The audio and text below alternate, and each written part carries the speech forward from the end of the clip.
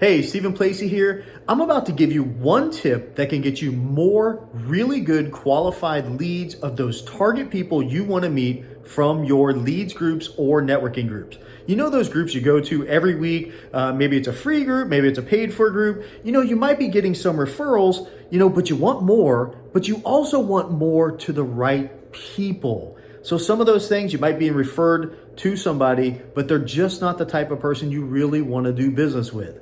So here's one great tip about how to get better referrals from your leads group. I'm going to be sharing a lot more tomorrow night. That tip is to bring a hit list of people, very specific people that you want to meet. If you're looking to meet the marketing director for Harris, then bring that on a list. If you're looking to meet dentists in Vieira, bring that list. Even bring specific dentists in Vieira you're wanting to meet. If you're wanting to meet veterinarians, don't just say, I look for any veterinarian. Bring examples of the veterinarians you're looking to meet, because that triggers people to say, oh, I know that person, or I know this person, and they can introduce you, introductions are the bomb, introduce you to those people.